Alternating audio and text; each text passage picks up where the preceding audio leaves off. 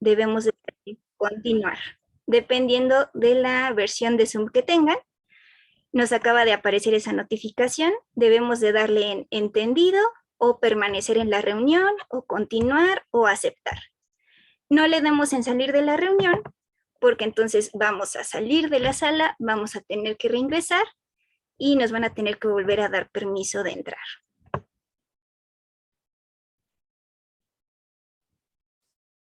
Por favor, mantengamos nuestra cámara encendida durante toda la sesión, una vez que comience esta exposición, con el fin de, pues, una buena y cordial convivencia en Zoom. Renombrarse, si es posible, antes de entrar.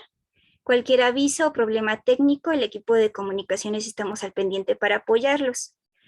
Si tienen alguna situación de que lo sacó la aplicación, se quedaron sin internet, se fue la luz, comuníquense con sus coordinadores.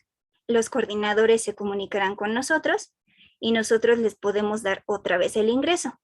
Recordemos que si no avisan a sus coordinadores y sus coordinadores no se ponen en contacto con nosotros, no les podemos dar acceso después de las 7:15, que es el límite de tolerancia para el ingreso. El equipo de comunicaciones que estamos al pendiente hoy, pues somos nuestra compañera Monse y una servidora, los teléfonos que les vamos a mandar al chat por cualquier situación que lleguen a tener. En breves momentos vamos a iniciar.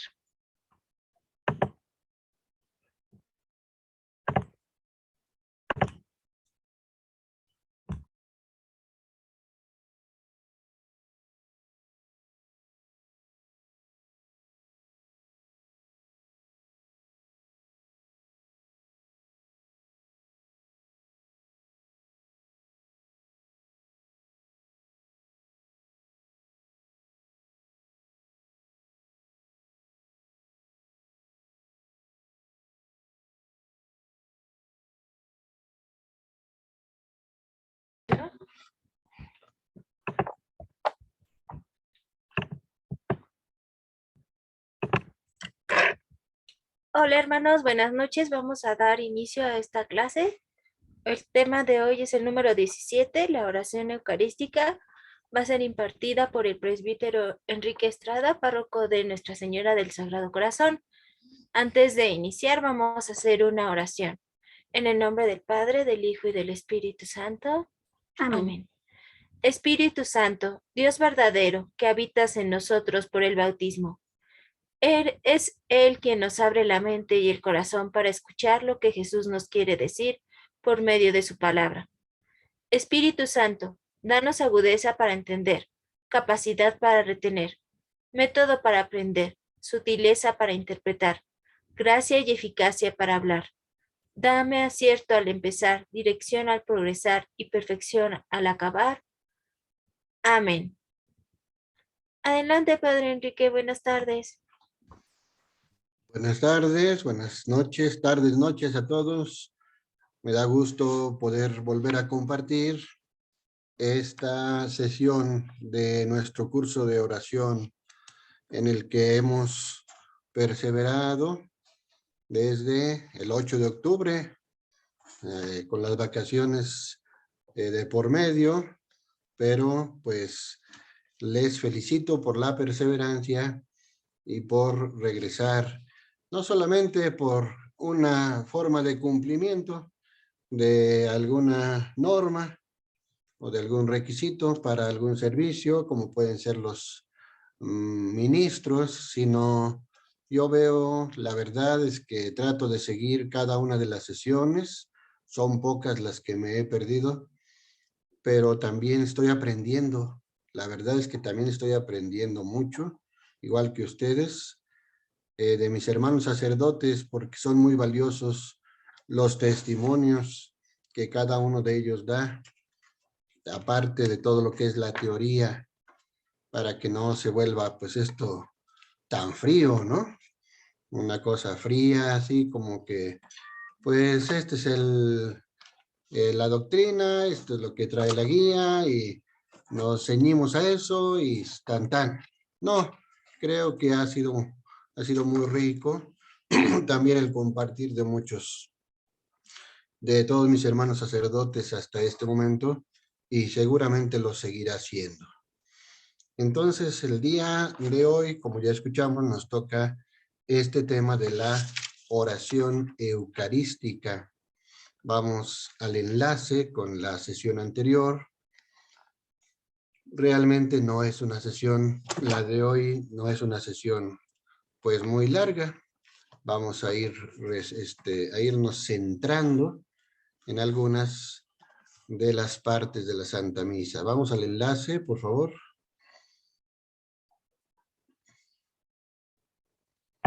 Ya está, padre, ¿no le aparece? No, me aparece la oración inicial.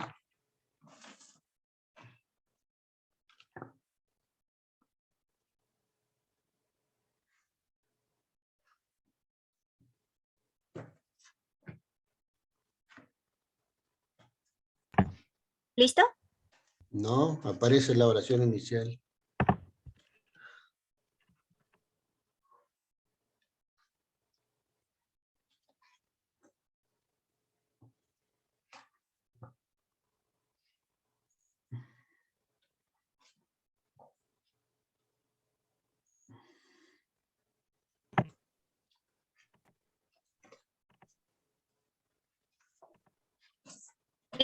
¿Listo? Ahora sí, muchas gracias.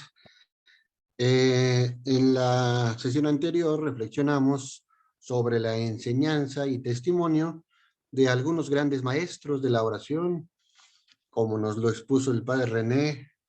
Ellos hicieron de la Eucaristía y de la oración sus pilares fundamentales. Como nos dimos cuenta, pues algunos muy conocidos, como la gran Santa Teresa de Jesús, como San Juan de la Cruz, pero otros tal vez un poco menos conocidos, como la Beata Narcisa de Jesús, Martillo Morán, de Ecuador, como el Beato Alberto Marbelli, un laico italiano, en fin, muchos testimonios muy ricos y muy edificantes. Entonces, ellos hicieron de la Eucaristía y de la oración sus pilares fundamentales precisamente para crecer en la santidad. Ahora veremos que la Eucaristía, además de ser el sacramento por excelencia de nuestra fe, es también la oración cumbre de la Iglesia. Esta palabra cumbre, cumbre y fuente, son dos palabras que están expresadas en el primer documento del Concilio Vaticano II, por allá, si recordamos un poco de historia, 1962 al 65, se realizó este gran concilio que ha sido el más importante de los últimos tiempos de la Iglesia. Y el primero que salió fue precisamente de los 17, si no estoy mal, documentos que conforman los documentos completos del concilio. Fue el primero, Sacrosanctum Concilium, que es sobre la liturgia. Entonces, la Eucaristía, dice, ese documento es la cumbre y la fuente de toda la vida cristiana, de toda la vida de la Iglesia. Aquí recordemos eso con motivo de lo que vamos a ver a continuación. Es la oración, la Eucaristía es la oración cumbre de la Iglesia. Por eso es el sacramento por excelencia de nuestra fe. En la enseñanza que nos daban en la teología en el seminario, siempre nos remarcaban: todos los sacramentos conducen hacia la Eucaristía. Algunos, los que se reciben como inicio, como iniciación cristiana, conducen hacia ella, y todos los demás que siguen a lo largo, que se reciben a lo largo de la vida, también confluyen en ella o se derivan de ella, como los arroyitos que emanan de una fuente, de un manantial. Es muy bonito, es manantial, un manantial de Eucaristía. El objetivo que tenemos para esta sesión, bueno, son en realidad tres, según lo tenemos aquí a la derecha de nuestra gráfica: valorar la importancia de los momentos de oración en la celebración eucarística. Hay momentos de oración específicos dentro de toda la gran oración, que es la misa, que es la Santa Misa. Descubrir la importancia de la plegaria eucarística como momento culmen de la celebración. Ya llegaremos a ese momento, aunque sé que no la desconocen, la estructura, o la mayoría de ustedes creo que no desconocen la estructura de la Santa Misa, de la celebración eucarística. Ya nos detendremos en eso en su momento. Y finalmente, reconocer la dimensión orante de la Eucaristía. Como es un taller, entonces vamos a detenernos un poquito a reflexionar, haremos algunos momentos de silencio para que nadie se llame a desconcierto en el momento en que se vea que ya no estamos diciendo nada, pues es que estamos en silencio ante algunas de las preguntas que van a irnos apareciendo. Espero que hayan repasado el tema para que no entremos en blanco esta noche. Entonces luego viene una síntesis rápidamente. La oración eucarística es al mismo tiempo celebración, acción de gracias y oración. Es la oración por excelencia en comunidad. Puede haber muchas otras oraciones en comunidad, pero la oración por excelencia es esta. Es la Eucaristía, la oración eucarística. Y que contiene tres tipos de oraciones: alabanzas, súplicas y acciones de gracias. Luego nos vamos hacia abajo en el esquema. Entonces se nos da cuenta de que es un taller que nos va a llevar a descubrir momentos de la oración en la Eucaristía. Nos vamos a detener en tres específicamente: ritos iniciales, liturgia de la palabra y liturgia eucarística, que es donde nos detendremos más. Nos llaman esos cuadritos que siguen en verde a reflexionar. Nos iremos deteniendo en algunas preguntas que nos invitan a reflexionar sobre esos distintos momentos de la Eucaristía. Luego viene la plegaria eucarística. Nos detendremos un poco más sobre ella, su estructura, que nos va a llevar a dos momentos relevantes. Primero, el prefacio, y luego el relato de la institución de la Eucaristía, que no es otra cosa más que el momento de la consagración.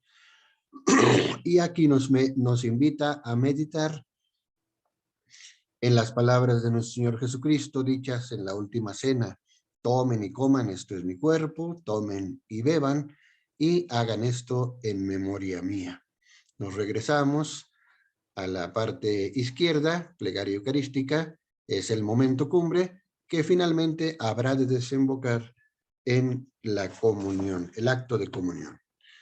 Bien, pues vamos entonces a la materia de esta sesión. Vemos en un primer momento el texto que nos aparece ahí en nuestra página 105 de nuestra guía, y que aquí ya está puesto en esta presentación.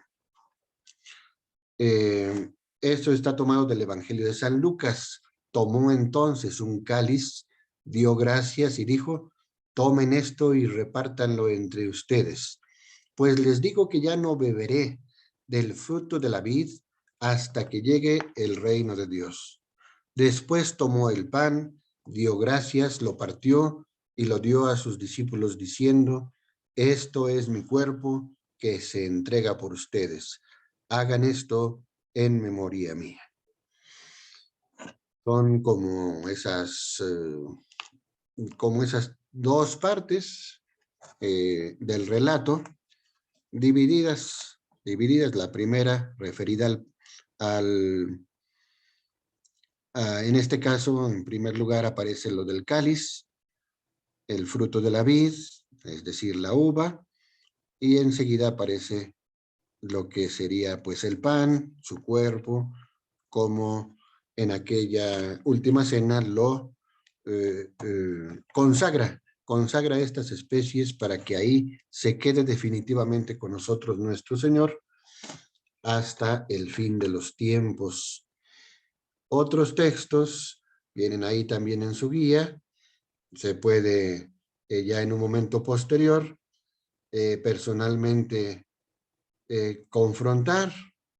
Se pueden ir viendo otros textos que son complementarios o que también son relatos de la institución de la Eucaristía según los otros dos evangelistas que los contienen en sus evangelios.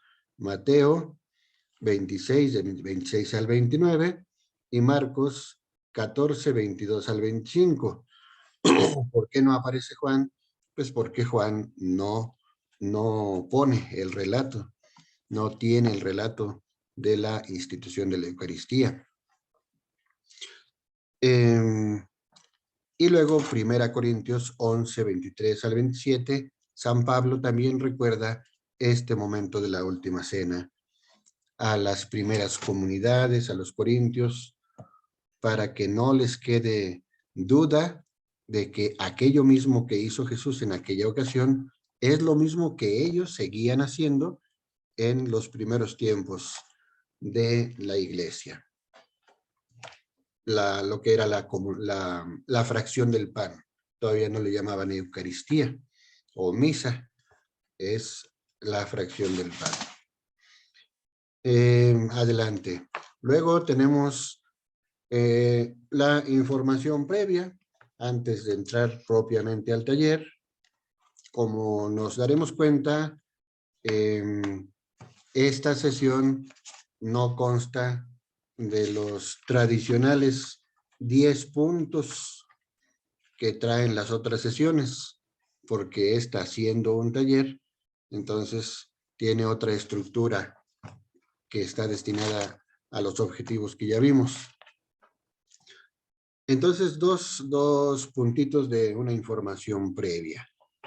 La celebración eucarística es el ambiente excepcional en el que los cristianos nos reunimos para orar. ¿Por qué excepcional? Pues porque nos salimos de toda la cotidianidad, de toda la rutina de cada día, y pues si pensamos que 8 por 8 en día domingo, el día del Señor, el día de la resurrección, nos reunimos especialmente para celebrar el triunfo de Jesucristo sobre la muerte a través de su resurrección. Entonces tiene que ser un ambiente excepcional, un ambiente tanto físico, y que todos lo tenemos que procurar en la Santa Misa, no distrayéndonos, yendo a lo que vamos, dejando en casa toda preocupación, dejando en manos de Dios toda preocupación, sabiendo que las cosas se resolverán si hay problemas en casa, en la familia, etcétera, para que precisamente la Eucaristía sea un ambiente excepcional en el que los cristianos nos reunimos para orar, nos reunimos con nuestros demás hermanos en la misma fe. Entonces, que nada nos distraiga, es un ambiente excepcional, por eso esta palabra. Y también excepcional, no solo en lo físico, que evitemos toda clase de ruidos, alguna cosa. Hay lugares donde, pues, lamentablemente no es posible estar totalmente concentrados. Es difícil, sobre todo pensemos aquí en la ciudad, de un lugar que me acaban de comentar, no tiene mucho, me acaban de comentar que precisamente no hay capilla en una parroquia y el sacerdote se desplaza de la parroquia hacia ese lugar que es como una placita, como una explanada, donde todavía no hay capilla, donde no hay ni una barda tampoco que aísle del ambiente externo. Y que bueno, pues lamentablemente, pues no se puede una concentración como debería ser.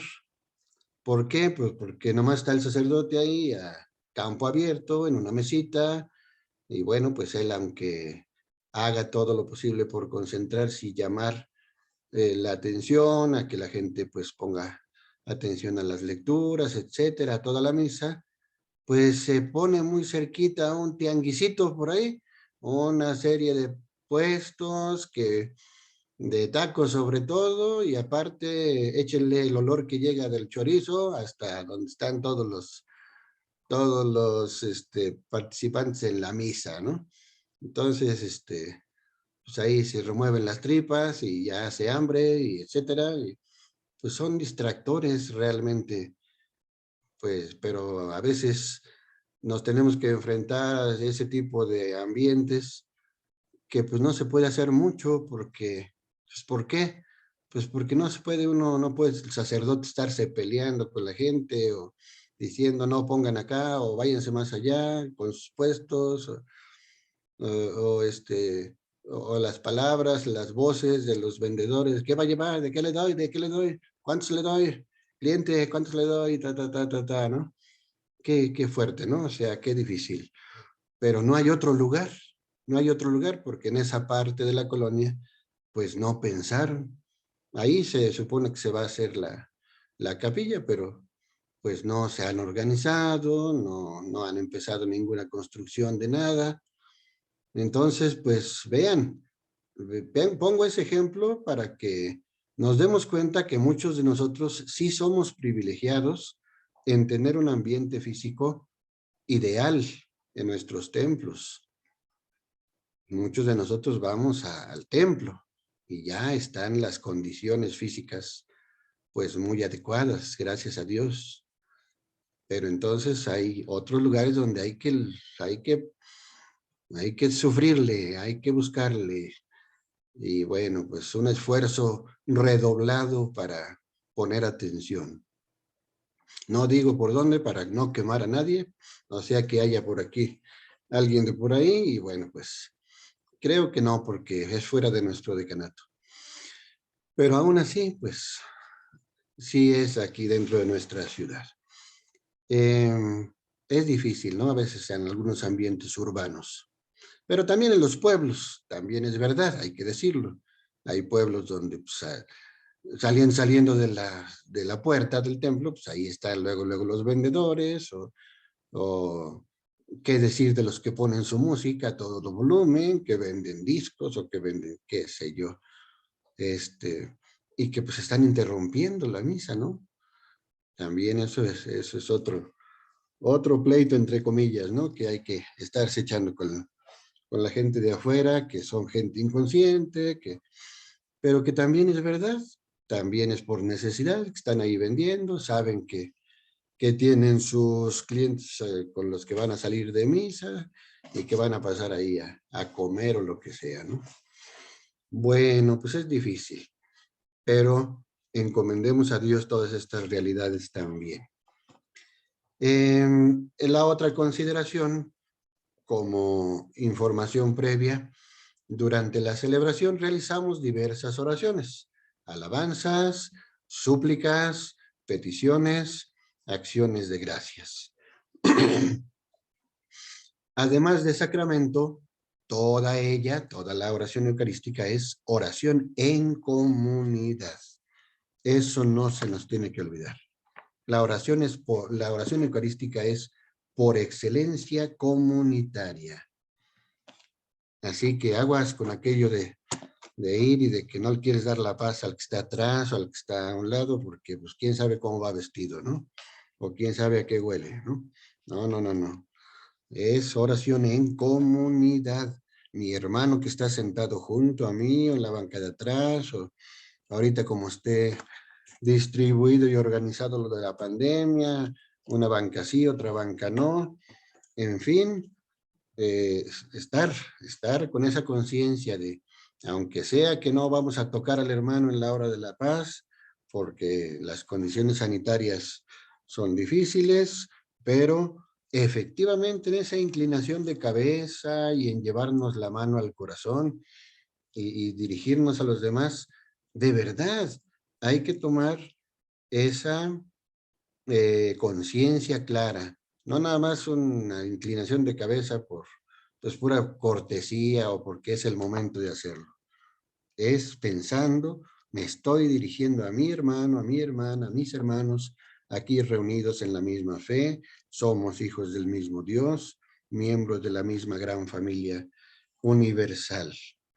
Que no se nos olvide esa parte, la dimensión comunitaria. La Eucaristía es una palabra griega que quiere decir acción de gracias. Bueno, no nos detenemos más en la etimología. Vamos a la segunda parte, el número 2, que es orar la celebración. No ir a misa, no ir a misa. Ah, ya fui a misa. O como decían antes, ya fui a oír misa. No, no, no, no. A misa vamos a orar, a participar.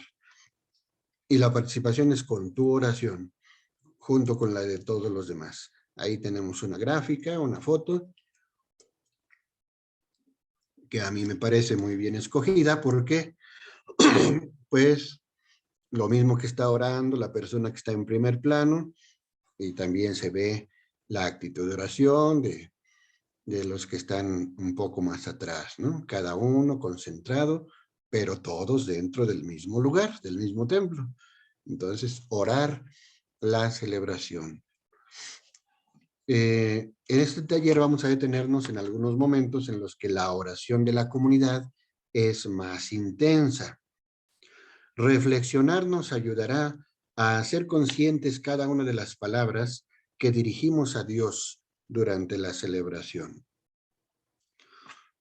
Bien, entonces vamos al siguiente momento, ya propiamente lo que es el taller, en donde trataremos de descubrir momentos de oración en la Eucaristía. Vamos en primer lugar a los ritos iniciales, que como su nombre lo dice, pues son precisamente con los que iniciamos nuestra Santa Misa, nuestra oración eucarística, el rito penitencial, el canto del Gloria y la oración colecta.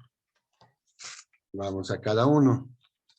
En primer lugar, el acto penitencial. Si por ahí tienen el misal, pues vayan siguiendo. No necesariamente vamos a irnos deteniendo en cada parte de lo que tengan ahí a la mano. Vamos a irnos un poquito más ligeros. Me voy a ir deteniendo donde sí nos indica la guía que nos detengamos, pues también para sobre todo disfrutar de todo, inclusive el lenguaje, las oraciones muy bellas que hay, y el sentido que tienen. El acto penitencial, podemos en este momento elegir una de las fórmulas, ya nos la ponen aquí para hacernos más fácil y ágil esta sesión, que es precisamente la Fórmula 1, no la Fórmula 1 de los carros en el autódromo, no, nada que ver. La fórmula primera de el acto penitencial, que es la más tradicional. Rápidamente podemos acordarnos que hay otras donde no rezamos el yo confieso, que así es como conocemos a esta oración, sino que el sacerdote dice algunas invocaciones Y la gente responde, Señor, ten piedad, Cristo, ten piedad. Como repito, no es el caso de estarnos deteniendo en cada elemento, ni agotar los elementos de la misa. Son muchos, hay mucha abundancia en el misal romano. No nos acabamos, incluso hay fórmulas para cada tiempo litúrgico, muy propias. Por eso el misal romano que ven que tenemos en el altar, pues es un tabicote, ¿no? Un tabiconzote que pues ahí tiene todo, para todo el año. Entonces, por ahí es donde el sacerdote ya tiene que saber escoger lo más adecuado para cada tiempo litúrgico. Pero esta es la fórmula más tradicional, ¿no? Yo confieso ante Dios Todopoderoso y ante ustedes, hermanos, que he pecado mucho de pensamiento, palabra, obra y omisión. Y luego la indicación, golpeándose el pecho, dicen, por mi culpa, por mi culpa, por mi gran culpa. Por eso ruego a Santa María, siempre Virgen, a los ángeles, a los santos y a ustedes, hermanos, que intercedan por mí ante Dios nuestro Señor. Y se concluye en todos los casos, cualquiera que sea la fórmula que escoja el sacerdote, Dios Todopoderoso tenga misericordia de nosotros, perdone nuestros pecados y nos lleve a la vida eterna. Algunos, aunque no es la absolución de la confesión personal, pero le llaman a esta última parte también absolución. Tampoco la confundamos con la absolución comunitaria, esa es otra cosa. Para casos muy específicos que no debemos ser tan ligeros de utilizarla. No. Entonces, pues, esta fórmula primera es la que nos une a todos, de alguna manera, porque vamos diciendo juntos las palabras, todos vamos repitiendo lo mismo, toda la oración. Entonces, esto nos une. Detengámonos en un primer momento, en una primera pregunta. A ver, esta... No, regresamos al acto penitencial. Bueno, ahí tenemos las otras dos, perdón que no caí en la cuenta en este momento. Las otras fórmulas también ahí las tenemos. Esto nos enriquece más todavía. La segunda es muy cortita. Señor, ten misericordia de nosotros. El pueblo responde, porque hemos pecado contra ti. Esta casi no la conoce la gente. Es que los sacerdotes a veces también nos arrutinamos, agarramos una sola formulita y de ahí nos salimos. Somos flojos a veces para estarle cambiando. Y bueno, pues eso es un peligro de arrutinamiento. Los equipos litúrgicos, ayúdenos, sacúdanos, díganos, Padre, ¿por qué no le cambiamos? Sabemos que hay otras fórmulas. Este domingo hay que decir tal otra, ¿no? Por ejemplo, la tercera, vámonos a la tercera. Tú que borras nuestras culpas, Señor, ten piedad. En este caso, me parece que es del tiempo litúrgico ordinario. Tú que creas en nosotros un corazón puro, Cristo, ten piedad. Tú que nos devuelves la alegría de la salvación, Señor, ten piedad. Y así, Adviento, Navidad, Cuaresma, Pascua, tienen sus distintas fórmulas, ¿no? Y todas terminan, Dios Todopoderoso tenga misericordia de nosotros. La segunda, volviendo a la segunda, también, ¿no? Igual Dios Todopoderoso tenga misericordia de nosotros. Bueno, pues ahí está. Hay una gran variedad, o sea, la liturgia es muy rica y hay que echar mano de ella. Vamos a detenernos un poquito aquí, a ver cuál de esas tres que nos aparecen en nuestra gráfica, en nuestra presentación, te gusta más, qué te dice, qué encuentras en esa oración, a qué te mueve. Un minutito o medio minutito de silencio. reflexiona.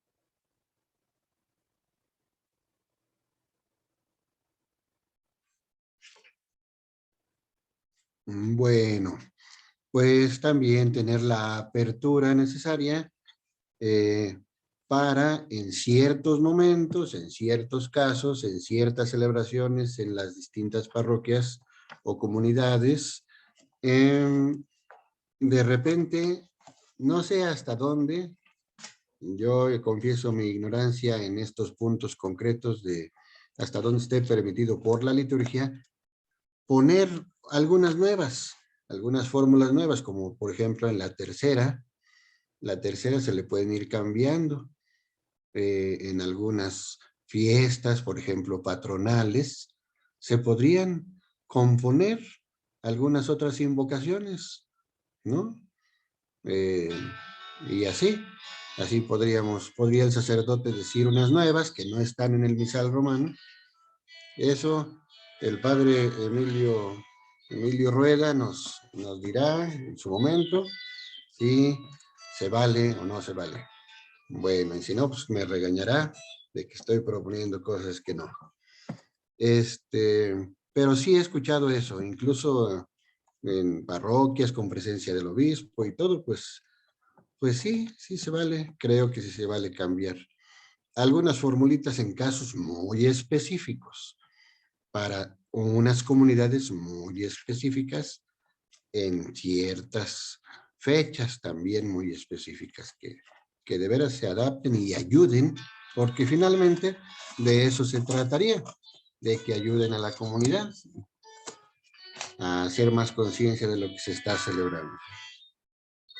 Bien, cada uno ha reflexionado. ¿Qué te dice cada una de estas fórmulas? La que tú has escogido, la que más te llena, la que más te gusta. Y luego vamos entonces con el Gloria. El Gloria es una alabanza, un himno de alabanza. Es muy, muy hermoso y muy antiguo, de tal manera que cada una de las frases, de las palabras, pues alaba a Dios. En primer lugar, son las palabras que aparecen en el Evangelio de parte de los ángeles que cantaron este himno ante precisamente el nacimiento de nuestro Salvador. Y luego toda una serie de alabanzas: te alabamos, te bendecimos, te adoramos, te glorificamos, te damos gracias. Señor Dios Rey Celestial, en primer lugar, nos estamos refiriendo al Padre, Dios Padre Todopoderoso. Pero también enseguida viene Señor Hijo Único, Jesucristo. Y todos, algunos de sus títulos que aparecen también en la Sagrada Escritura: Señor Dios, Cordero de Dios, como se lo dijo, como lo presentó Juan Bautista, Hijo del Padre, hay alguna referencia teológica, ¿no? Tú que quitas el pecado del mundo. Ahí empieza también una descripción de la obra que vino a realizar aquí en nuestra tierra. Ten piedad de nosotros, tiende a nuestras súplicas.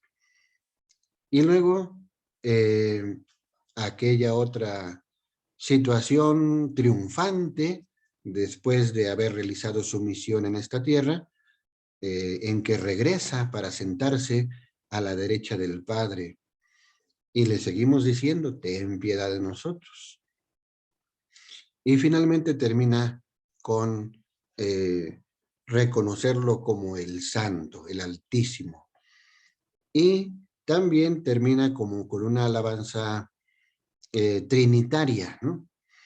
Solo tú, Señor, solo tú, Altísimo Jesucristo, con el Espíritu Santo, en la gloria de Dios Padre. En esta última frase aparecen los tres, Jesucristo con el Espíritu Santo, en la gloria de Dios Padre. Es una oración muy, muy hermosa, una alabanza muy hermosa. ¿Qué expresiones encuentras en ella? ¿Qué te deja su reflexión? ¿Qué frase te llama la atención?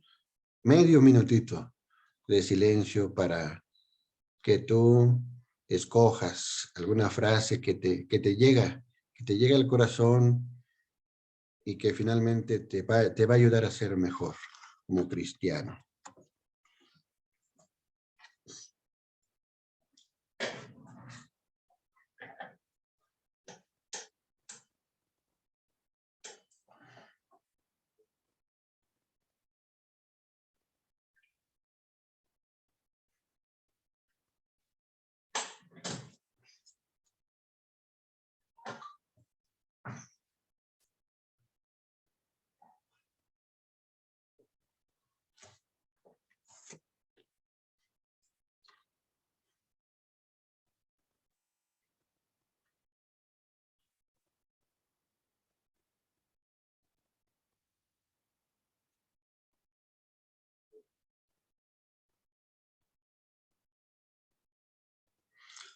Bien, pues entonces pasamos luego a la oración colecta, que es el tercer elemento de los ritos iniciales. La oración colecta constituye a la asamblea en comunidad orante, recoge y sintetiza los sentimientos del pueblo de Dios y los dirige hacia el Señor en un ambiente de fe. Fíjense todo lo que hace la oración colecta, que a veces se nos va. A ver, la oración colecta. Ah, sí, es cuando piden por los difuntos. No, no, solamente. Ah, sí, es cuando el padre se avienta toda su lista de peticiones. Pues sí, a veces son muchas, a veces no tantas. Hay parroquias donde hay muchas, hay parroquias donde no tantas, pero no es lo más importante si haya muchas o pocas. Lo importante es no perder el sentido de lo que es la oración colecta, por eso se llama así, porque colecta las intenciones de todos, aun las que no se pronuncien, aun las que tú tengas en tu corazón solamente, que no se vayan a decir ahí. Ahí están, ahí están, ahí están dichas, ahí están expresadas. Entonces, bueno, pues también, si tú no alcanzaste o hubieras querido que también se dijera tu difuntito, tu acción de gracias, tu necesidad que tienes, pues ya, no alcanzaste, te llegaste tarde a misa, bueno, en tu corazón pon ahí, en este momento de la oración colecta, pon tu intención en silencio. Ahí el sacerdote ora también por tu intención, aunque no se exprese verbalmente. Y también alguna otra, que por ahí se le va, de repente se nos va. A mí me pasa, les confieso, de repente se me va algún nombre, alguna cosa que por alguna razón X, que se me fue o que estaba yo, o que me bailaron las letras ahí. Bueno, pues luego ya me reclaman, ¿no? Y hay gente que dice, es que no dijo el nombre de mi difuntito, es que por eso viene uno de pronto en la semana a anotar en la oficina y para que luego no la digan. Ay, caray, a veces son actitudes un poco oscas y a lo mejor no faltas de razón, pero pues bueno, ahí tiene uno que disculparse y bueno, ponerle más atención a la siguiente ocasión. Lo digo por mí, no por ningún hermano sacerdote, no sé, de ellos no sé. Pero, pues de repente sí, me llega a pasar.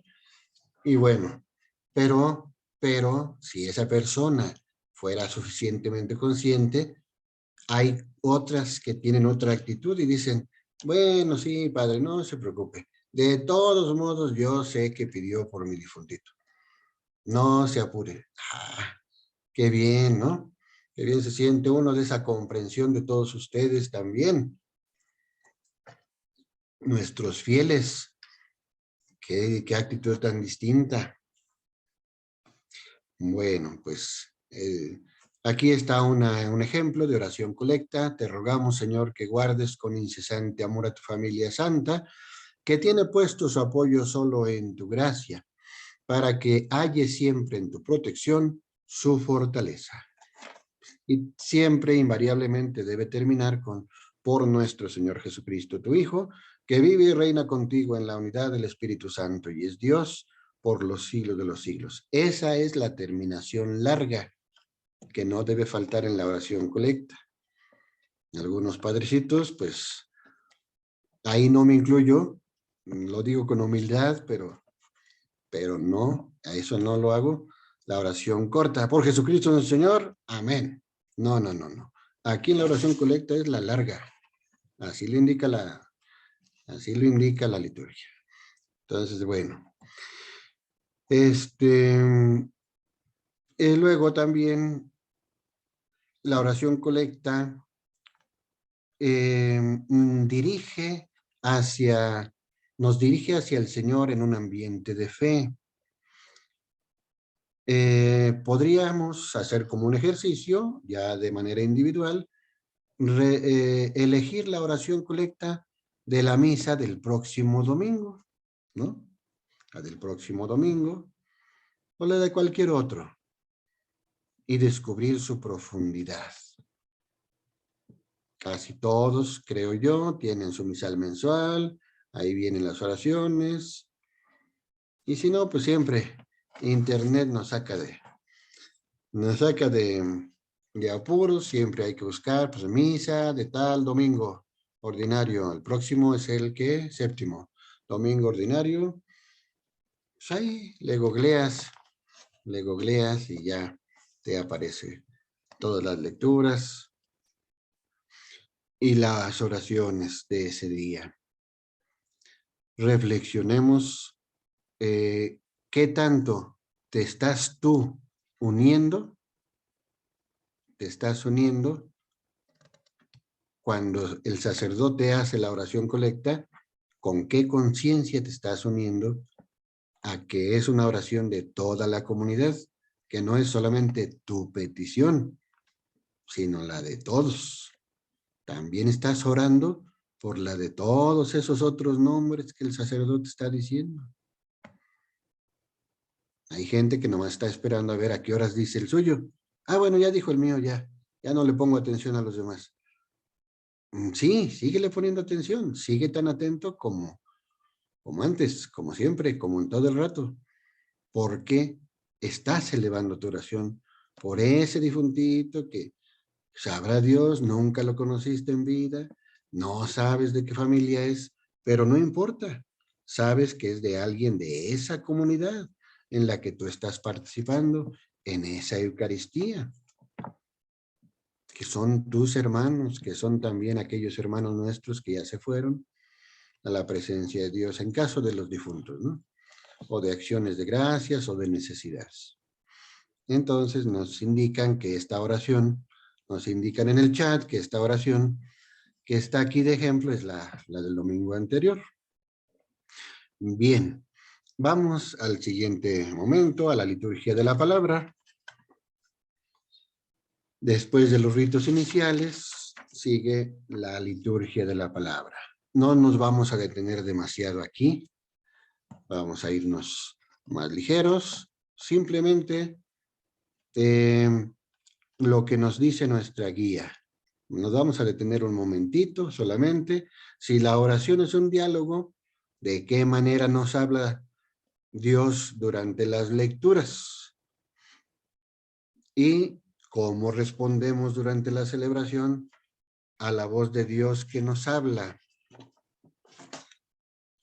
Ya en los cursos de liturgia se nos ha dejado en claro que Dios nos habla a través de las lecturas, a través de su palabra. Los domingos, primera lectura, segunda lectura, también el versiculito del aleluya, de la aclamación antes del evangelio, y sobre todo, por supuesto, del evangelio, que es cuando nos ponemos de pie, porque es la palabra más importante o la lectura más importante para nosotros, porque es el propio Jesús el que nos habla.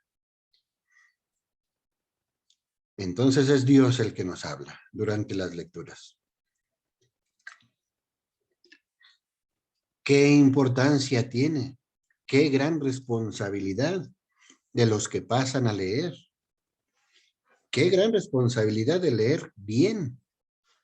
Ah, caray, me eligieron a mí hoy para pasar a leer la palabra de Dios.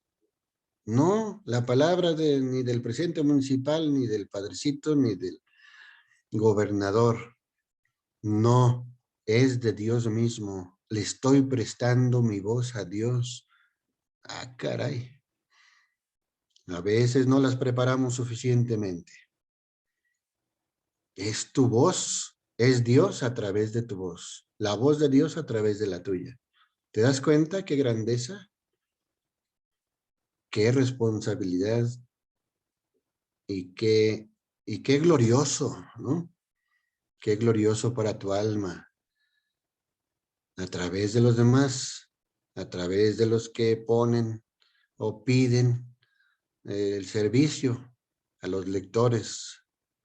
¿Pasas a leer? Sí, sí, pero pues dame chance de repasar, ¿no? Bueno, pues lo ideal sería que desde la semana se prepare todo, ¿no? Porque es Dios el que le va a hablar a través de ti a la comunidad. Y tienes que leer bien, con buena dicción, que se te entienda bien y con la entonación adecuada. Dios hablará a la comunidad a través de mí. No es una lectura y ya, ¿no? Ah, sí, es un relato. Ah, es una lectura del Antiguo Testamento. Ah, sí, es de San Pablo, ¿no? Comenzando por ahí, a veces dice, lectura del apóstol San Pablo. ¿San Pablo a qué? ¿O a quién le escribió? ¿O qué? Ah, no, es que era de San Pedro, por eso no decía a quién. Ah, pues entonces di San Pedro. Quiere decir que no la preparaste. Preparar bien. A ver qué me toca. Y reflexionarla antes de pasar a leerla. Ya cuando tú como lector pasas a leerla, es que ya la reflexionaste antes. ¿Cómo respondemos durante la celebración a la voz de Dios que nos habla? Fundamentalmente con el salmo responsorial. Es con lo que respondemos. Es un diálogo. La oración, la liturgia de la palabra. Y la oración, en general, fuera de la misa o dentro de la misa, siempre será un diálogo. Un diálogo, dos, ¿no? Dos, por lo menos dos. Tú y Dios están en esa conversación. Entonces, prepararnos bien. Bien, hasta aquí esta parte de la liturgia de la palabra. Vamos a la liturgia eucarística. La liturgia eucarística se compone de varias partes. La primera es la preparación, la presentación de los dones y la oración de las ofrendas. Aquí tenemos un ejemplo de oración sobre las ofrendas. Liturgia eucarística dice, oración sobre las ofrendas, Señor Dios nuestro, que has creado los frutos de la tierra, sobre todo para ayuda de nuestra fragilidad, concédenos que también se conviertan para nosotros en sacramento de eternidad. Ahí sí, la terminación corta, ahí sí indica la liturgia, por Jesucristo nuestro Señor, amén, ¿no? La gente responde, amén. Ahí está cortita. Igual que la oración después de la comunión. También es la terminación cortita por Jesucristo nuestro Señor. O cuando está hablando dentro del texto de la misma oración, está hablando de Jesucristo, termina el que vive y reina por los siglos de los siglos, ¿no? Así, también. Primera parte, la preparación, todo el rito, el sacerdote, ayudado por el acólito, prepara los dones, prepara el pan, el vino, con mucha atención, mucha devoción, con mucho amor. Les comparto que la verdad es que la Santa Misa es lo que me ha ayudado en estos 35 años que voy a cumplir, primero Dios, bueno, hasta el mes de agosto, como sacerdote, me ha ayudado a mantenerme en mi fe y en mi devoción y en mi entrega, la Eucaristía de cada día. Ese ha sido mi baluarte, ese ha sido mi pilar fundamental.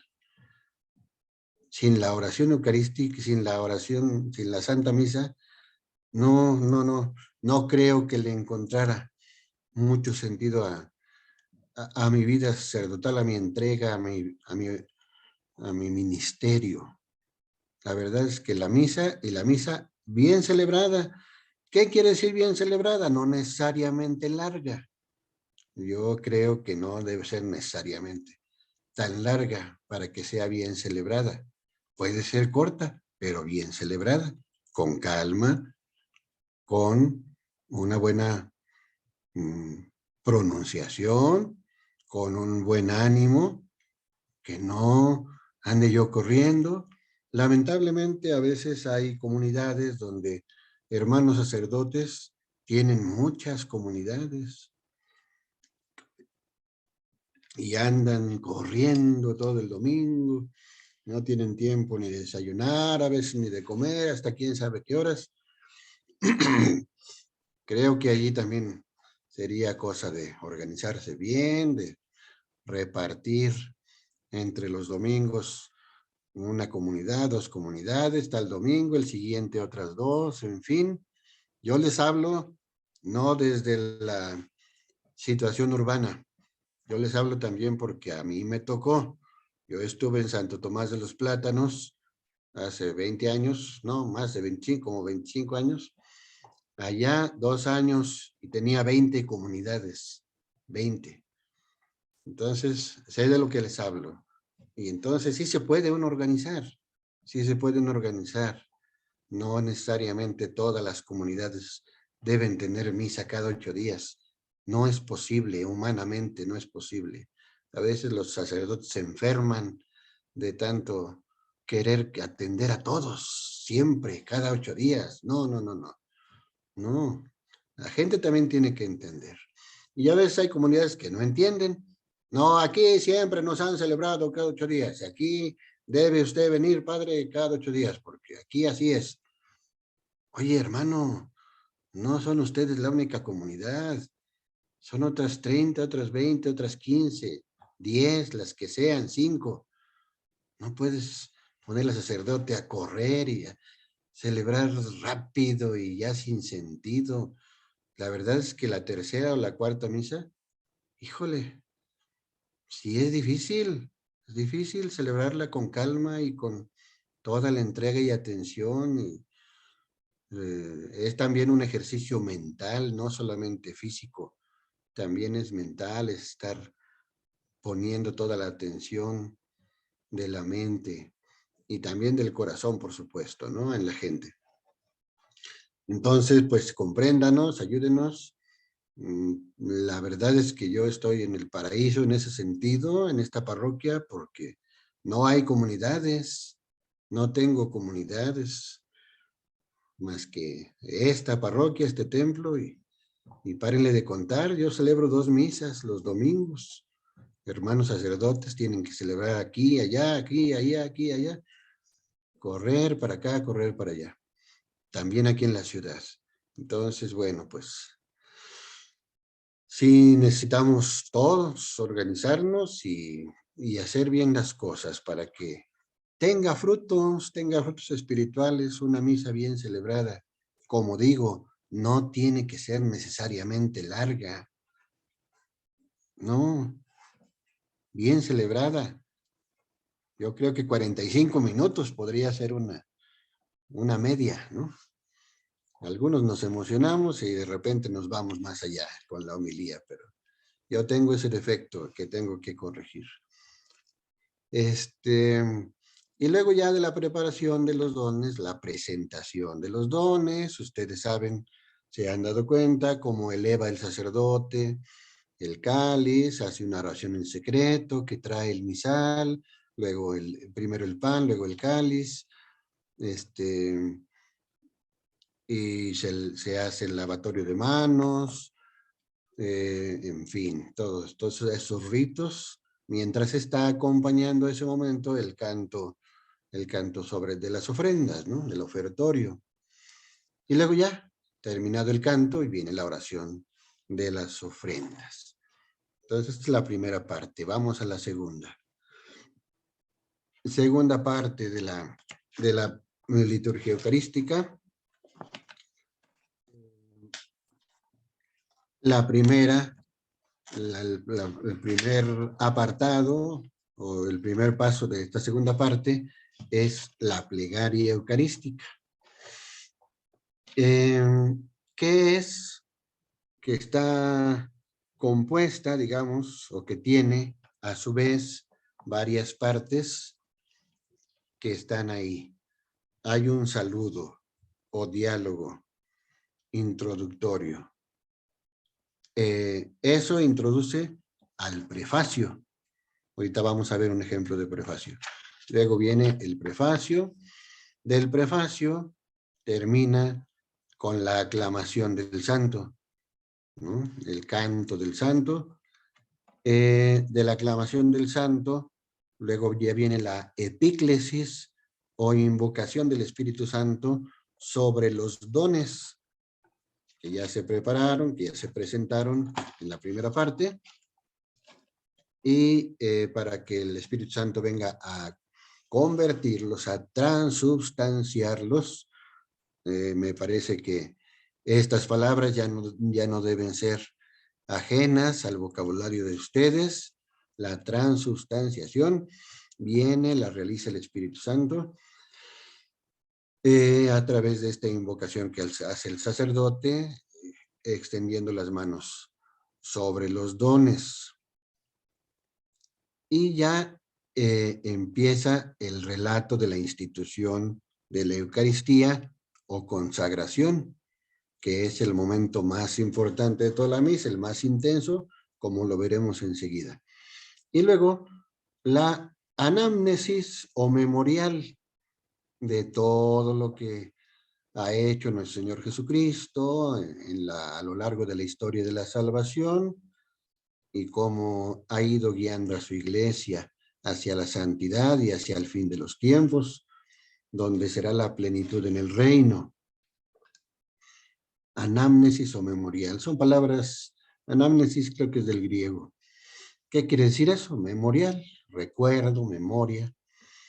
Luego hay intercesiones por la iglesia, por el mundo entero, por los obispos, por el papa, y luego también por los difuntos. Y luego ahí hay una parte donde se pide, cuando hay misas de sacramentos, ahí se pide también por el matrimonio que se está haciendo, o por los que se han sido bautizados o confirmados, primera comunión, o en algunas misas también de unción de los enfermos que llega a haber. Pero, si se dan cuenta, no se pide dentro de esta plegaria eucarística, no se pide cuando por los 15 años. Si algún padrecito lo pide, pues eso ya se lo sacó de la manga, porque eso no está en el misal. No está a pedir por la quinceañera, a pedir por el chiquito de 3 años. No, porque no son sacramentos. Y el misal no contempla aquí en las intercesiones pedir por ellos. Por eso se pide al principio, en la oración colecta. Y luego la doxología final. Doxología viene de doxa, que quiere decir gloria. en griego, la doxología. Por Cristo, con Él y en Él. A ti, Dios Padre Omnipotente, en la unidad del Espíritu Santo. Todo honor y toda gloria. Eso es la doxología final.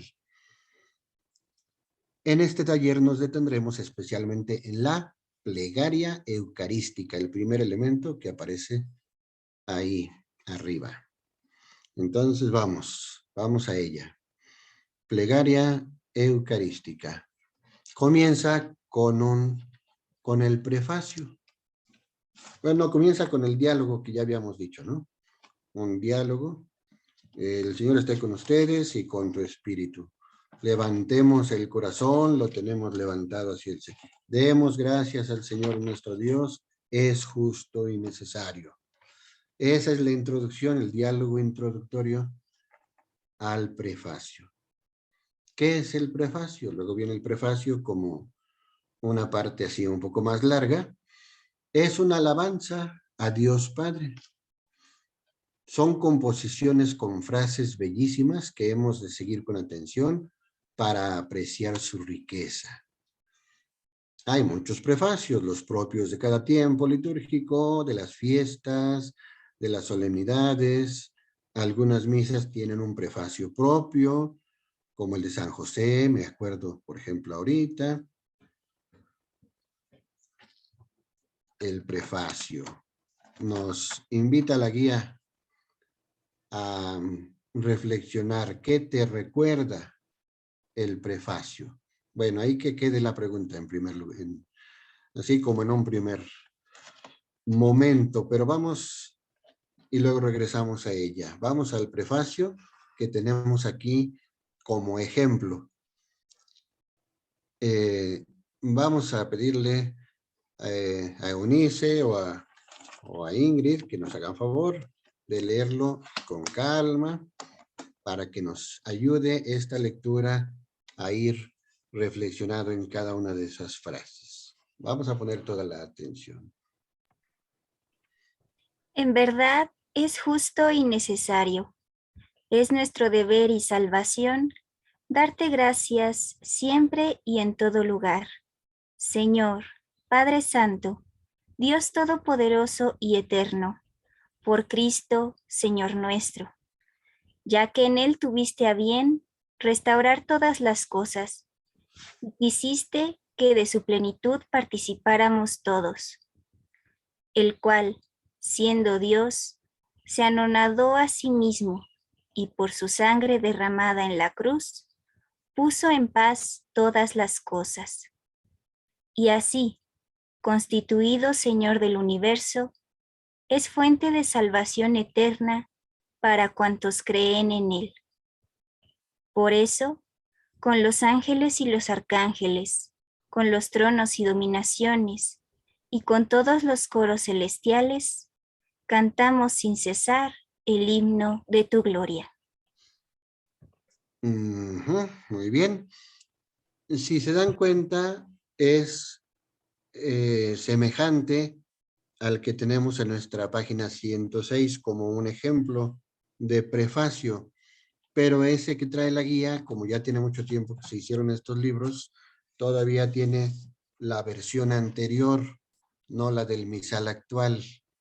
La del misal romano actual es esta, que le pedí a Ingrid y a Eunice que cambiaran, que lo pusieran como actualmente se dice. Hay unas frasitas nada más que cambian. El fondo en realidad es el mismo, ¿no? Pero vamos con algunos elementos que nos ayuden a reflexionar. Y luego vamos a la pregunta para ver qué nos dice este prefacio, a qué nos mueve, qué nos llama la atención. Por ejemplo, la primera parte es común en todos los prefacios. Casi siempre empieza así. En verdad es justo y necesario, nuestra deber y salvación, darte gracias siempre y en todo lugar, Señor Padre Santo, Dios Todopoderoso y Eterno, por Cristo Señor nuestro. Hasta ahí casi todos los prefacios empiezan igual. Y luego ya viene algún tipo, como en este caso, algún tipo de relato de alguna parte de la salvación. ya que en él tuviste a bien restaurar todas las cosas y quisiste que de su plenitud participáramos todos. Aquello de que decía San Pío X, por cierto, creo que era él, San Pío X, San Pío XI, ahorita se me va. Creo que era San Pío X, restaurarlo todo en Cristo. Él decía eso, restaurarlo todo en Cristo. El Papa San Pío X. Por eso aquí se retoma aquella gran frase que pasó a la historia, ya que en él tuviste a bien restaurar todas las cosas, todo el universo, toda la creación. Y quisiste que de su plenitud participáramos todos. Entonces, es una primera constatación de lo que hizo Dios en su Hijo. En Cristo ha restaurado todas las cosas. Claro que esto viene desde San Pablo, no desde el Papa Pío X, sino él retoma alguna frase de San Pablo. Que todo ha sido restaurado en él. Uno de los himnos de San Pablo, en este momento se me va, ¿en qué carta lo dice San Pablo? No me acuerdo si los Romanos, alguna cosa así. Restaurarlo todo en Cristo. ¿Qué tanto me dejo yo restaurar? En Cristo. Restaurar mi vida en Cristo. ¿Qué partes, qué aspectos de mi vida debería yo restaurar que ya andan como muy deteriorados? Restaurar es una palabra que me parece que pertenece al ámbito arquitectónico, ¿no? Al ámbito de la construcción. Algo ya se está deteriorando, alguna parte ya se le cayó por ahí, al yeso, al aplanado, ya una columna ya se le ven las varillas. Hay que restaurar todo eso. Como se le dijo a San Francisco, restaura mi iglesia. Y San Francisco, tan inocente y tan santo, él pensó que Jesús le decía, restaura mi iglesia, la iglesia de San Damián, una capillita que estaba ahí donde se fue a refugiar, donde se retiró él a orar y a hacer penitencia. Restaura mi iglesia. Ah, pues sí, pobre de la iglesia de San Damián, ya está muy caída. Y se puso ahí de albañil a restaurar la iglesia. No, restaurar, no, lo que quiero es que restaures mi iglesia. Y vaya que después lo entendió San Francisco, ¿no? Porque les fue a decir a los cardenales ahí en el Vaticano, esta iglesia está necesitada de una restauración, pero completa, completita, porque está muy mal. Se ha alejado de lo que quiso Cristo, de lo que quiso Jesús en un principio cuando la fundó. Entonces, pues, viene San Francisco y remueve, agarra por las solapas al Papa y a los cardenales y les dice, órale, los sacude, ¿no? Los sacude con su humildad y todo, pero sí los puso a pensar. De ahí que Francisco ha pasado a ser uno de los más grandes. Y de ahí que el Papa Francisco tomó su nombre como Papa, ¿no? Entonces, es verdad, ¿cuánto de nuestra iglesia necesita ser restaurado hoy en día? Bueno, pues ahí está esa parte para nuestra reflexión. Luego, más adelante, el cual, siendo Dios, se anonadó a sí mismo y por su sangre derramada en la cruz, puso en paz todas las cosas. Se anonadó. ¿Qué es anonadar? Anonadarse es hacerse nada. Se anonadó a sí mismo. Se hizo nada, habiendo sido Dios, siendo Dios, sin dejar de ser Dios, pero se rebaja, se abaja. Ahora sí, como cuando decimos un poco burlándonos de aquellos con quienes estamos platicando y que no nos entienden, ¿sabes qué? Me voy a bajar a tu nivel porque no me entiendes nada. Es una forma muy irónica de decir las cosas y hasta humillante, ¿no? Pero así no se hubiera podido decir Jesús. ¿Saben qué? Bola de humanos, me voy a bajar a su nivel porque de otra manera no me van a entender. Y se hizo uno de nosotros, se anonadó, ¿no? Olvidó las prerrogativas, como dice San Pablo, de su condición divina. Y por su sangre derramada en la cruz puso en paz todas las cosas. ¿Ok? Muy bien. Entonces eso vino a ser. ¿Qué nos dice? ¿Qué nos deja el prefacio? Este prefacio. Y así pueden ustedes ya de manera personal repasar los prefacios en los distintos tiempos litúrgicos. Pongámosle atención de aquí en adelante, ya va a empezar la Cuaresma y vienen unos prefacios hermosísimos y muy retadores, muy cuestionantes. Hay que ponerles atención. Y constituido Señor del universo, es fuente de salvación eterna para cuantos creemos en él. Muy bien. Entonces, hasta ahí dejamos el prefacio para irnos a lo más importante de toda la celebración, el relato de la institución y la consagración. Este es el culmen de la Eucaristía. Relata la institución repitiendo las palabras que Jesús pronunció en la última cena. Ahí tenemos todos los textos que puede cada quien, ya de manera personal, revisar en su Santa Biblia, los distintos relatos de Lucas, de Mateo y de Marcos, y lo que decíamos al principio, en 1 Corintios 11, cuando San Pablo recuerda todo aquel momento de la última cena. Y eso que no lo vivió. San Pablo fue un místico que no le tocó vivir la última cena, pero que recogió muy bien el testimonio de las comunidades y de los apóstoles que sí vivieron la última cena y lo relata de una manera magistral. Por eso es el gran San Pablo, ¿no? En la plegaria eucarística recordamos la obra de la salvadora de Dios, es decir, Cristo y su misterio pascual. Hagan esto en memoria mía. Termina la plegaria eucarística, el relato de la institución, enviando a sus discípulos a hacer lo mismo que él acaba de hacer en esa última cena. Entonces, no sé si tenemos enseguida el texto, creo que sí está, el texto de la consagración. Entonces vamos diciéndolo poco a poquito. El cual, cuando iba a ser entregado a su pasión, esta es la segunda, la plegaria segunda. Hay varias, hay distintas plegarias, pero esta es la segunda.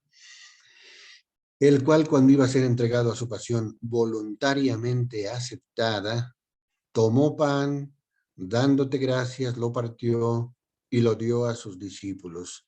Recuerden que estamos dentro de una oración. Fíjense cómo la estructura del relato está dentro de la oración que el sacerdote, en nombre de la comunidad, está dirigiendo al Padre. Todo es una oración. Todo está hecho en oración. Por eso se llama la oración eucarística. Porque todo es oración, pero este es el momento más intenso, más fuerte, más importante de toda la celebración. El sacerdote se está dirigiendo al Padre. Por eso, esta forma verbal, ¿no? Dándote gracias, nos estamos dirigiendo al Padre, el sacerdote se dirige al Padre, lo partió y lo dio a sus discípulos diciendo, tomen y coman todos de él, porque esto es mi cuerpo que será entregado por ustedes. Del mismo modo, acabada la cena, tomó el cáliz y dándote gracias de nuevo, lo pasó a sus discípulos diciendo, tomen y beban todos de él, porque este es el cáliz de mi sangre. Sangre de la alianza nueva y eterna, que será derramada por ustedes y por muchos para el perdón de los pecados. Hagan esto en conmemoración mía. Como las tres partes, ¿no? Que están aquí muy bien expresadas. Entonces, la primera parte, la introducción. ¿Qué estaba haciendo Jesús esa noche? ¿Qué iba a pasar al siguiente día cuando iba a ser entregado a su pasión? Más bien esa misma noche lo iban a aprender. Recordemos que el relato nos dice que saliendo de ahí, de la última cena, se dirigió al Monte de los Olivos, a Getsemaní, y ahí fue aprehendido, fue apresado. Entonces ya la última cena y este relato tiene la mística de que ya está viviendo su pasión. Por eso la Santa Misa, que se nos ha quedado a partir de esta celebración de la última cena, es eso, es ya recordar, revivir, actualizar este misterio de la pasión del Señor. Por eso no puede cambiar, no pueden cambiar las palabras de la misa. Han cambiado un poquito en cuanto a lo anterior, en cuanto antes del concilio, que todo era en latín y que los padrecitos tenían que aprender latín y estudiaban 5 años para aprender latín, ¿no? 5 años de latín diario. Así se llamaba la primera parte cuando entraban al seminario. No se llamaba vocacional, se llamaba latín. Entonces a mí ya no me tocó, pero sí estudié latín por lo menos 3 años, sí me tocó. Pero ya eran los tiempos de que ya se estaba diciendo la misa en el idioma de cada región del mundo, ¿no? Entonces, aunque cambien el idioma, pero el sentido de fondo no cambia. Recuerden que esto del ustedes, será entregado por ustedes, tomen y coman, estas formas verbales no tienen mucho, yo creo que ni 20 años, que se adoptaron de parte de la Conferencia Episcopal Mexicana, con la anuencia de Roma, por supuesto, pero antes era todo como hablan los españoles, ¿no? Tomad y comed todos de él, porque esto es que será entregado por vosotros. Y así mucho tiempo, ¿no? Siguió dominando el lenguaje de los españoles. Qué bueno que finalmente se llega a decir este relato de la pasión, esta institución de la Eucaristía, como hablamos aquí en América Latina, ¿no? Así debería ser, así debe ser. Tuvo que haber sido siempre, pero bueno, todo tiene sus tiempos.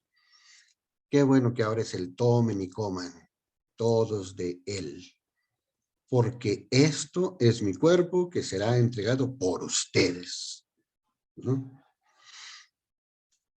Y entonces la segunda parte, tomen y beban todos de él, porque este es el cáliz de mi sangre.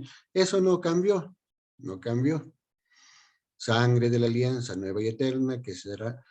Lo que sí cambió es lo último de esta última parte, este último cuadrito, que será derramada por ustedes y por todos los hombres, decía todavía un poquito hace unos años, que será derramada por ustedes y por todos los hombres para el perdón de los pecados.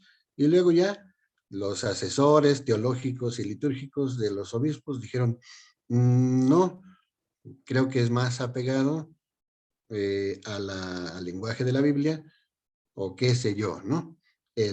Por ustedes y por muchos, para el perdón de los pecados. Ahí ya no me meto más en cosas teológicas, porque además pues está Estamos un poquito ya llegando al límite de nuestra exposición. Y finalmente el envío. Hagan esto en conmemoración mía. O en memoria mía.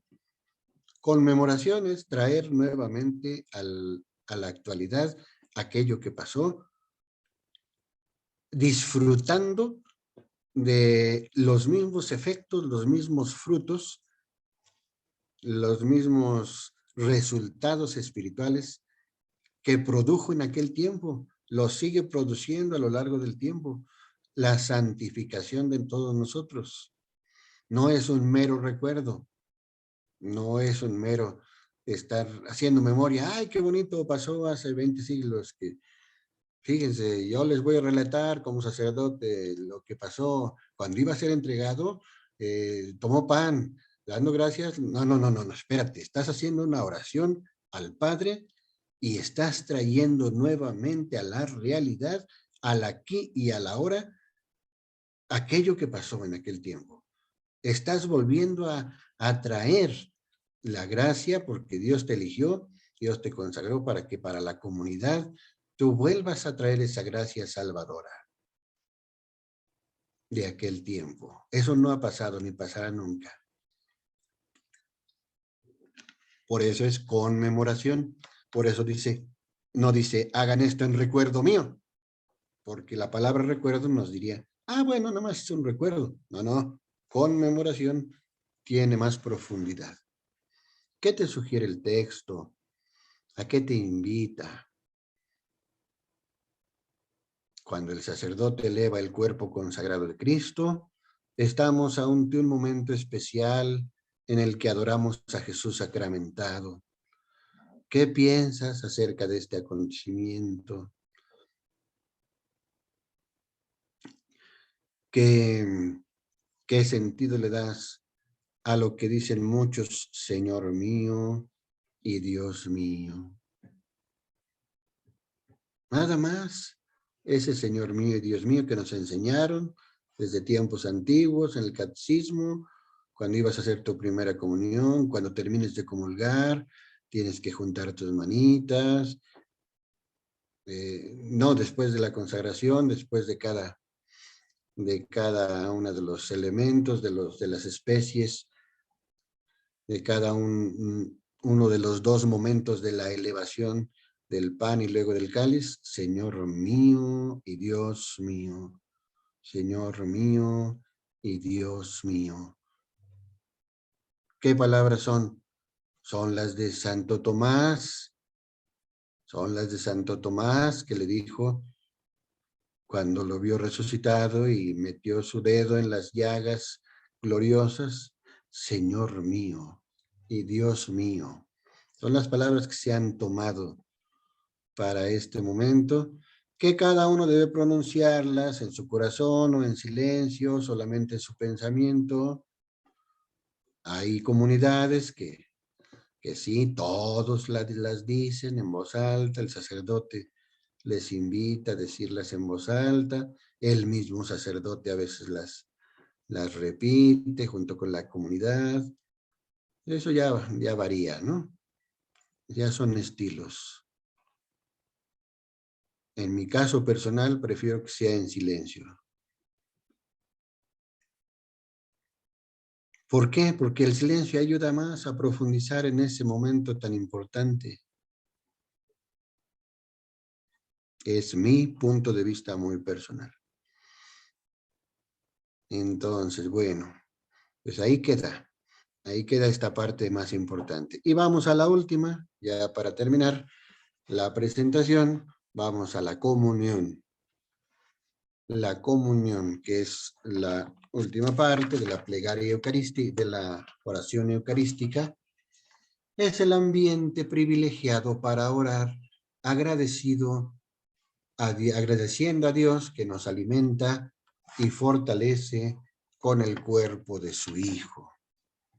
¿De qué manera dialogas con Dios después de la comunión? Ahí ya cada quien queda para la reflexión personal. Creo que estoy sobre el límite, tampoco quiero abusar. No sé si habría algún comentario, alguna pregunta, y si hubiera tiempo, y si no, pues podrían enviarme sus inquietudes y de manera, puedo, si me dan oportunidad, mandar algunas respuestas o comentarios al grupo, si es que las hubiera. Y les agradezco muchísimo su atención y su tolerancia.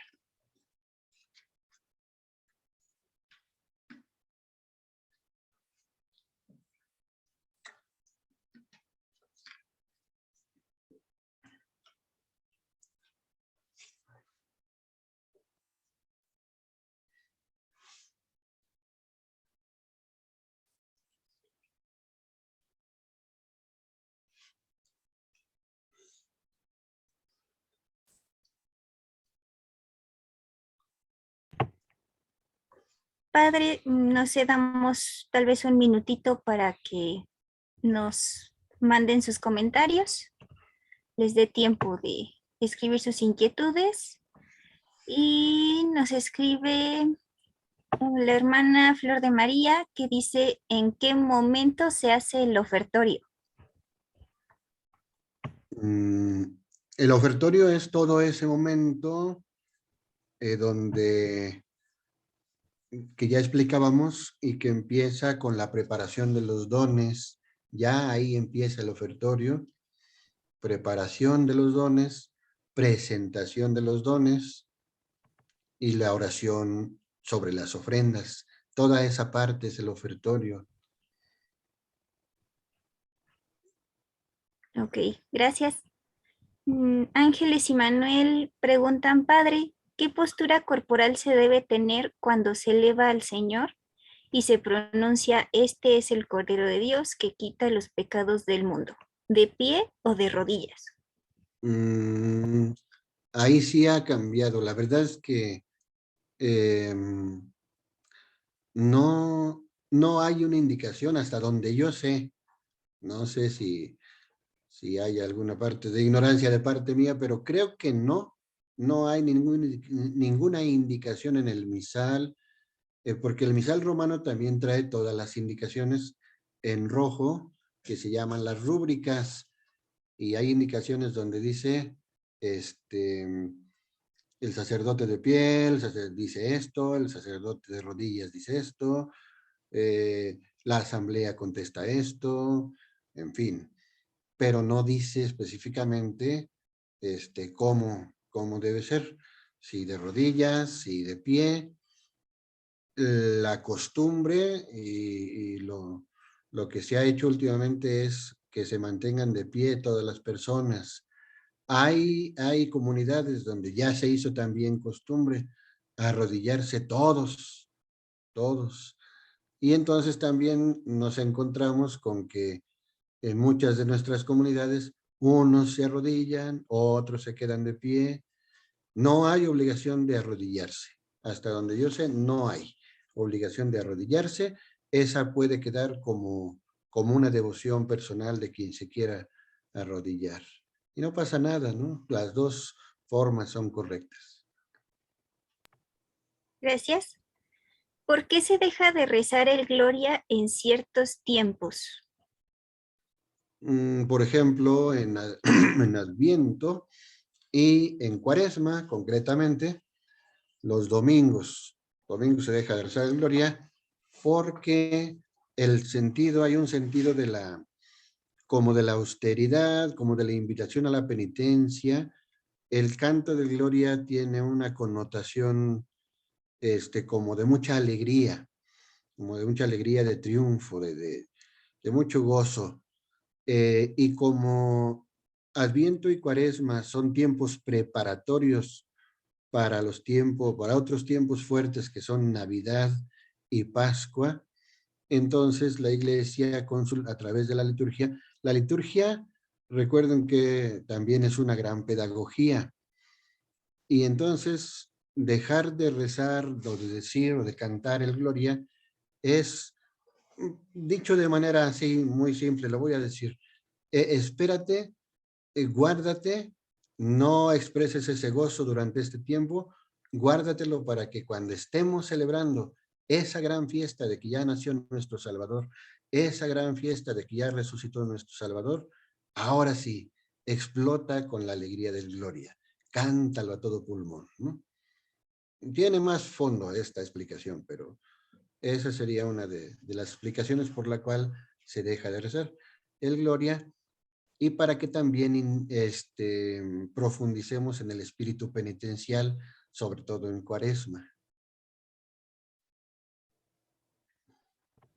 Ok. Hay otras 4 preguntas. ¿Se debe persignar antes del rito de la paz? No hay indicación de eso, no. Eso también queda como una devoción personal.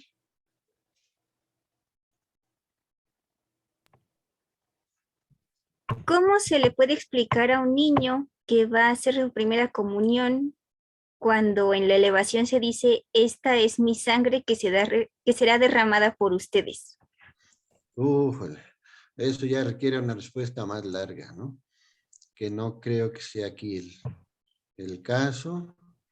La verdad es que no es por no contestarla, pero pues ahí sí, acudan a catequistas que tienen mucha pedagogía para explicar a los niños, ¿no?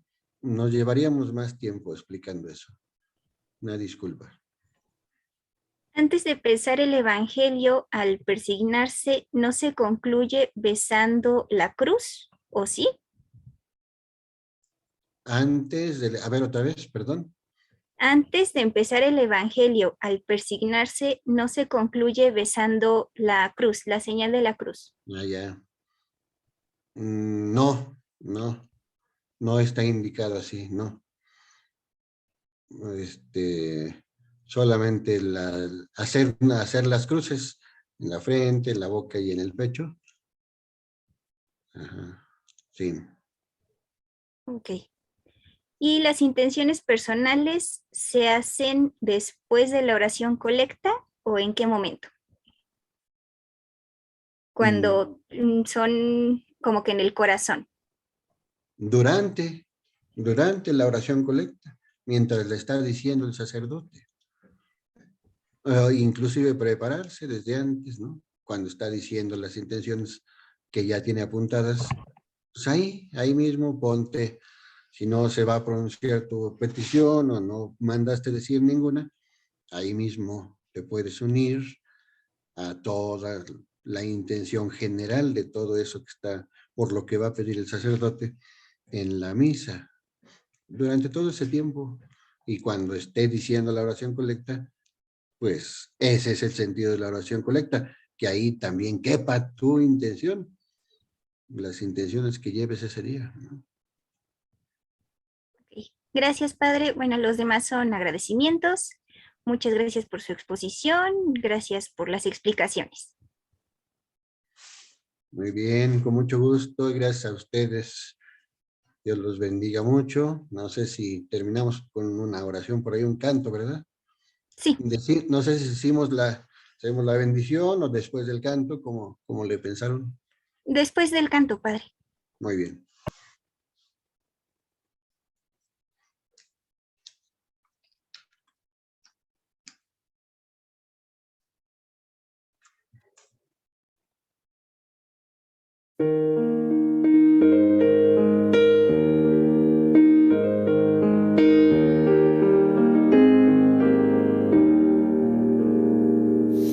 Ya no eres pan y vino, ahora que eres cuerpo y sangre, vives en mí. Y de rodillas yo caigo a contemplar tu bondad. ¿Cómo no te voy a adorar? Mientras te pierdes en mis labios, tu gracia va inundando todo mi corazón. Por esa paz que me llena de alegría mi ser, ¿cómo no te voy a adorar?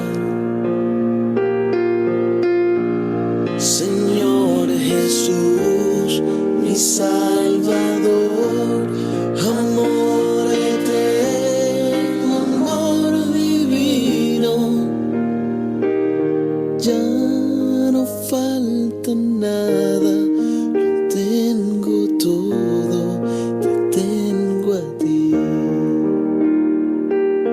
Ya no falta nada, lo tengo todo, te tengo a ti.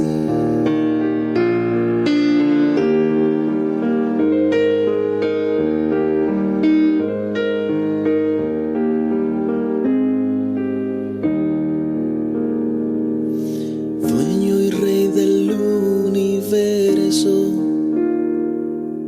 ¿cómo puede ser posible que busques mi amor?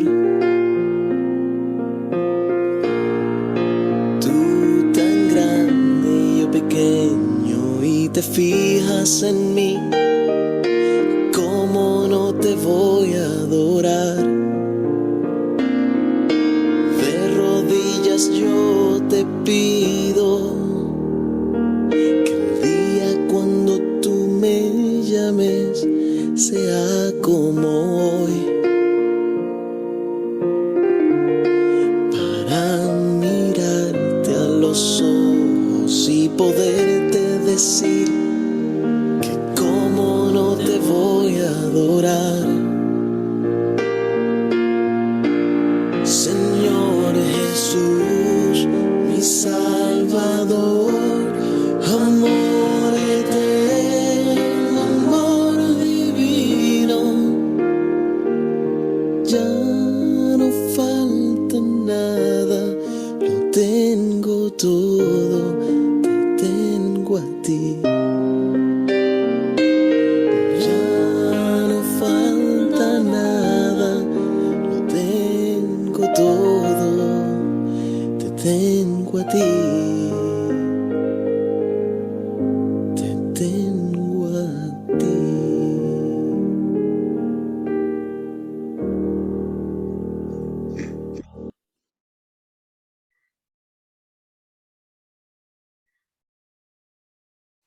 Bien, muchas gracias por preparar ese canto final.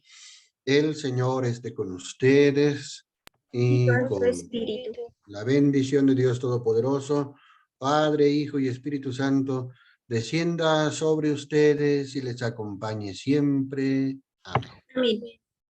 Dios los bendiga. Buenas noches a todos. Dulces sueños. Muchas gracias, Padre Enrique. Hermanos, nos vemos el próximo viernes.